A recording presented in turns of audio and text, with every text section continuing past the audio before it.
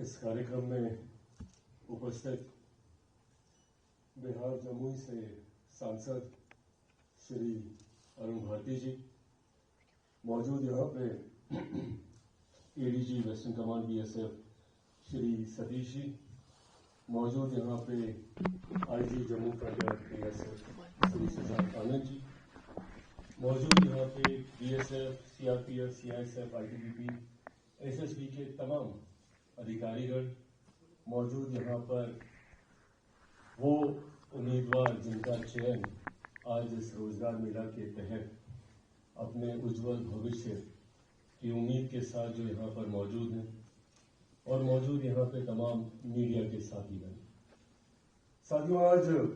मेरे लिए ये हर्ष के साथ साथ गर्व की भी बात है कि आज मुझे मेरे प्रधानमंत्री आदरणीय नरेंद्र मोदी जी के द्वारा रोजगार मेले में ऐसे लोगों को ये पत्र सौंपने की जिम्मेदारी दी गई है जो आने वाले दिनों में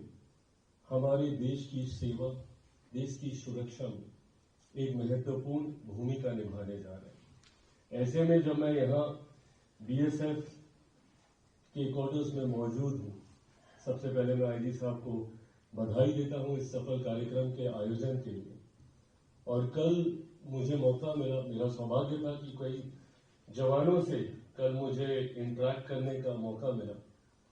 और उनसे इंटरेक्शन के दौरान में एक बार फिर इस भावना ने जहन को कौंधने का काम किया कि किस कठिन परिस्थितियों में हमारे देश के जवान रहकर हमारी सुरक्षा के लिए अपना सर्वोच्च बलिदान करने से भी नहीं हिचकिचाते। हम लोग देश में सुरक्षित हैं, खुशियां मना रहे हैं, दिन त्योहार मना रहे हैं, घर परिवार वालों के साथ खुशी के लम्हे बिता पा रहे हैं, वो सिर्फ और सिर्फ इसीलिए कि सरहद पे हमारे जवान मौजूद हैं। अपनी तमाम खुशियों को सैक्रिफाइस करते हुए, बिना इस बात का ध्यान दिए हुए कि कौन सा दिन है, कौन सा त्योहार है, घर में कौन सा खुशी का पल है, दुख की घड़ी है, बिना इन बातों की परवाह किए प्राथमिकता हमारे जवानों ने सिर्फ और सिर्फ हमारे देश को देने का काम किया, और जब जब जरूरत पड़ी अपना सर्वोच्च बलिदान करने से भी वो नहीं हिचकिचाए। आज जब हम लोग गर्व से कहते हैं कि हम लोग भारतीय हैं, आज जब हम लोग देश ही नहीं दुनिया के सामने हर मापदंड पर मजबूती से खड़े होने का बल रखते हैं, तो उसकी रीढ़ में हमारे ये जवान ही हैं। इनकी वजह से आज देश दुनिया में, हमारे देश ने एक अलग पहचान बनाने का काम किया। ऐसे में मैं पुनः कहूंगा कि मेरे लिए ये सौभाग्य की बात है कि मैं यहाँ आज आप लोगों के बीच मौजूद हूँ और मुझे आपके जीवन का एक हिस्सा बनने का सौभाग्य मिला। मेरी सरकार 2014 में जब पहली बार मौजूदा प्रधानमंत्री आदरणीय नरेंद्र मोदी जी देश के पहली बार प्रधानमंत्री बने, तब से लेकर अभी तक निरंतरता में उन्होंने प्रयास किया है कि कैसे हर सेक्टर को हम लोग मजबूती देते हुए देश को एक विकसित भारत बनाने की दिशा में आगे लेकर चलें। और मुझे खुशी ही नहीं, मुझे इस बात का संतोष भी है, और जितने यंग स्टूडेंट्स यहाँ पे मौजूद हैं, बच्चे मौजूद हैं, मैं भी जब आपकी उम्र का था, मेरे मन में भी ये सवाल कौंधते थे कि हम लोग भारत के बारे में सुनते हैं कि भारत एक डेवलपिंग नेशन है, डेवलपिंग नेशन है, डेवलपिंग नेशन है, बट कब तक हम लोग डेवलपिंग ही रहेंगे? भारत एक विकसित देश कब बनेगा? उस दिशा में हम लोग क्या कदम उठा रहे हैं, ये सवाल परेशान करते थे।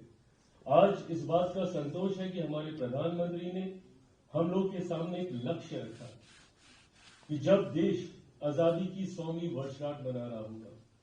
तो उस वक्त हमारा देश एक विकसित देश होगा। और इस विकसित भारत के निर्माण के लिए पिछले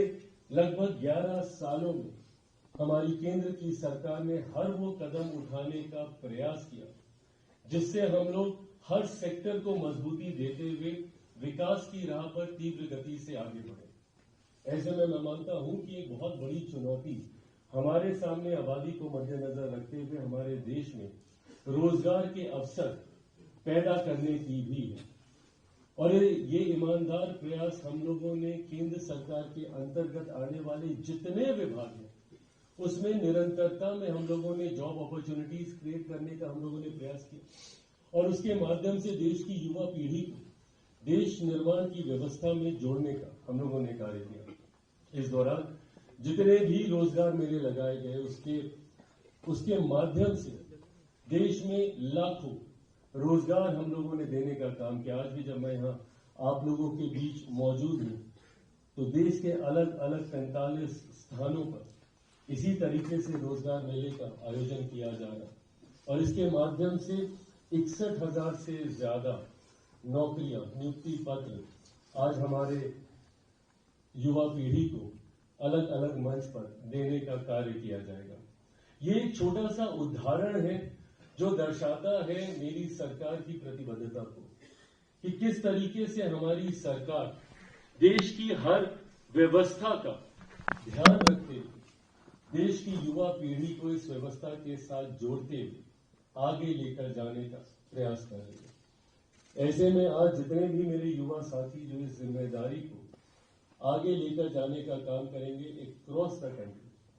उनसे बस इतना ही आग्रह करूंगा कि एक ईमानदार सोच के साथ जब हम लोग प्रयास करते हैं तो वो सफल होता है। लंबा समय हम लोगों ने देश में एक ऐसी अराजक व्यवस्था को भी देखा है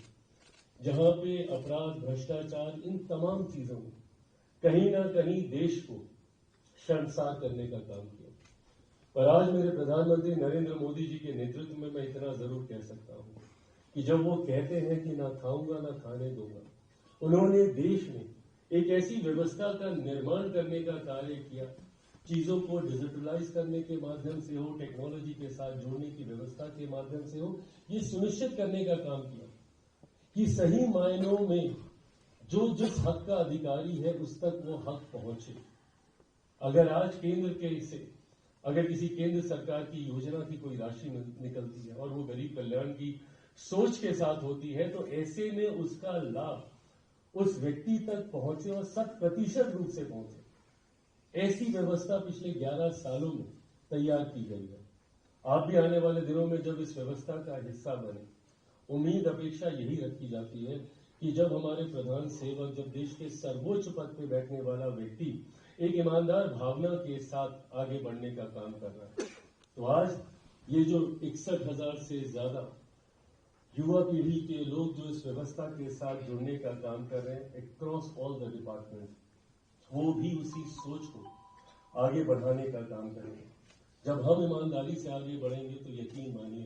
कि जो लक्ष्य हमने एक दूसरे के लिए और प्रधानमंत्री जी के द्वारा 2047 कर दिया है, संभवतः हम उससे पहले भी उस लक्ष्य को हम लोग पूरा करेंगे अगर उस ईमानदारी के साथ, उस तत्परता के साथ और उस नेक नीयत के साथ अगर हम लोग व्यवस्था के साथ जुड़कर आगे बढ़ने का काम करें। साथियों, अंत में मैं सिर्फ इतना ही कहूंगा कि हमारी सरकार ने ईमानदार प्रयास किया है और आने वाले दिनों में भी उस भूमिका को हम लोग उतनी ही ईमानदारी से निभाने का काम करेंगे ताकि देश का हर एक गरीब व्यक्ति मुख्य धारा के साथ जुड़ सके। जात पात, धर्म, मजहब से उठकर सबका साथ, सबका विकास, सबका विश्वास और सबके प्रयास की सोच हमारी सरकार रखती है। ऐसे में ये विश्वास आप सबको और आप सबके माध्यम से देश की एक बड़ी आबादी को दिलाना चाहता हूं कि बिना भेदभाव के, और भारत की यही ताकत रही है, हमारी एकजुटता ही हमारी सबसे बड़ी ताकत रही है। भारत जैसा देश, look at the length and the breadth of our country, north से लेके साउथ तक, ईस्ट से लेके वेस्ट तक, इतनी बड़ी आबादी, 140 करोड़ लोग, 1.4 बिलियन पीपल के साथ हम लोग जब आगे बढ़ रहे हैं तो ऐसे में जरूरी है कि हर व्यक्ति मुख्य धारा के साथ जुड़े, तभी इवेंचुअली हम लोग विकसित भारत का निर्माण कर पाएंगे। और इसी सोच के साथ हमारी सरकार आगे बढ़ रही है।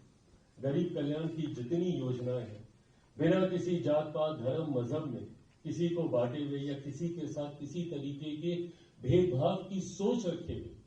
हम लोग आगे बढ़ने का कार्य कर रहे हैं। ऐसे में आप सबके साथ की भी मुझे, मेरी सरकार, मेरे प्रधानमंत्री को उतनी ही जरूरत रहेगी। और बदले में मैं, मेरी सरकार, मेरे प्रधानमंत्री आपके साथ हर कदम पर मजबूती से खड़े हैं, ये वादा आज आप लोगों से करके जाता हूं। अंत में एक बार फिर से मैं बीएसएफ का हृदय से आभार प्रकट करता हूं इस खूबसूरत आयोजन के लिए, और सबसे बड़ी भूमिका जो देश की सुरक्षा में आपके जवान निभा रहे हैं, उसके लिए मैं हृदय से मैं मानता हूं कि शब्द कभी भी पूरे नहीं पड़ेंगे इस भावना को प्रकट करने के लिए, जिस तरीके से आप सब और आपसे ज्यादा आपके परिवार के लोग, मुझे तकलीफ भी होती है पर गर्व भी होता है जब मैं शहीद परिवारों से मिलता हूं। अभी दिल्ली में 2 दिन पहले भी एक ऐसा ही कार्यक्रम आयोजित किया गया था जहां पे मुझे मौका मिला शहीद परिवारों से मुलाकात करने का। उस दुख, उस तकलीफ को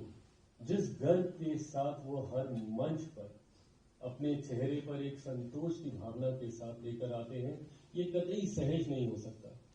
हम लोग लाख बोल रहे शब्दों में कि शायद हम इस भावना को समझ सकते हैं, पर वो परिवार जिसने अपने नौजवान को खोने का काम किया है, उस दुख तकलीफ को भूलकर उनको इस बात का संतोष और गर्व होता है कि मेरे बेटे ने या मेरी बच्ची ने अपना सर्वोच्च निछावर किया देश की सुरक्षा के लिए। ऐसे में बस यह आग्रह मैं करूंगा कि जरूरी है जवानों की रिस्पेक्ट करना, उन्होंने हमारे देश के लिए जो किया है उसको हमेशा सम्मान देना, और उतना ही जरूरी है शहीदों को याद रखना और उनके जाने के बाद उनके परिवार वालों को याद रखना। हम लोग सही मायनों में गणतंत्र दिवस हो, स्वतंत्रता दिवस हो, इसकी मूल भावना को तब समझ पाएंगे जब हम और हर एक भारतवासी कम से कम एक शहीद परिवार के साथ उनका वही बेटा बेटी बन के खड़ा रहे जिन्होंने अपने उस बच्चे को देश के लिए कुर्बान करने का काम किया। तो एक बार फिर इस मंच से जाने से पहले शहीदों को नमन करते हुए और उनके परिवार वालों को प्रणाम करते हुए मैं आप सबको बधाई देता हूं, और जितने नौजवान साथी आज इस नियुक्ति पत्र के माध्यम से इस व्यवस्था के साथ जुड़ने का काम कर रहे हैं, आपको और आपके परिवार वालों को ढेर सारी बधाई, बहुत सारी शुभकामनाएं। जय हिंद।